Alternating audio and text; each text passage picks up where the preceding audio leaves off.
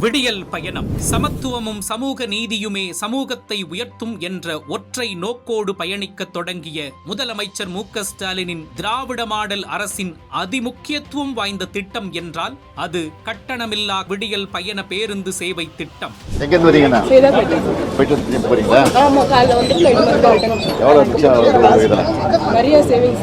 75 ஆண்டுகால சமூக நீதி அரசியல் வரலாறு கண்ட திராவிட முன்னேற்றக் கழகத்தின் பாலின சமத்துவ கருத்தியலுக்கு இத்திட்டம் மற்றுமொரு மைல்கல்.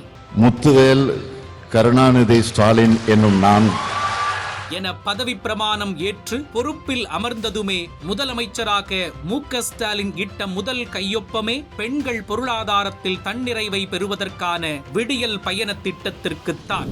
2021 அமல்படுத்தப்பட்ட இத்திட்டத்தால் அரசின் சாதாரண நகர பேருந்துகளில் அனைத்து பெண்களும் கட்டணமில்லாமல் இதுகாரும் பயணித்து வருகிறார்கள். மலைப்பகுதிகளில் இயக்கப்படும் சாதாரண கட்டண பேருந்துகளில் மாற்றுத்திறனாளிகளுக்கும் அவர்களுக்கு துணையாக வரும் பயணிக்கும் கட்டணமில்லா பயண வசதியை திராவிட மாடல் அரசு ஏற்படுத்தி கொடுத்திருக்கிறது. முதலமைச்சர் மு.க.ஸ்டாலினின் முத்தான திட்டமான விடியல் பயணத்தால் மாதந்தோறும் பெண்களால் சராசரியாக 858 ரூபாய் சேமிக்க முடிவதாக தமிழ்நாடு மாநில திட்டக்குழுவின் ஆய்வறிக்கை வெளிப்படுத்தியுள்ளது.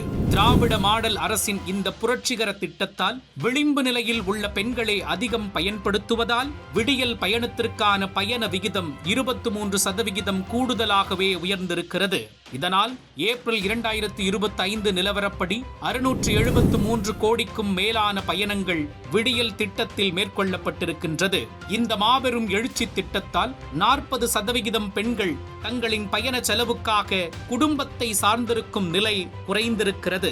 மேலும் பெண்களின் கற்றல் திறன் அதிகரிக்கவும் வேலை வாய்ப்புகளை அணுகவும் விடியல் பயண திட்டமே அவர்களுக்கு பெருமளவில் கை கொடுத்து வருகிறது. பெண்களின் கண்ணியத்தையும் பொருளாதார தன்னிறைவையும் நிவர்த்தி செய்யும் சமூக பொருளாதார புரட்சியை ஒற்றை கையெழுத்தில் ஏற்படுத்தியிருக்கிறார் முதலமைச்சர் மு.க.ஸ்டாலின்.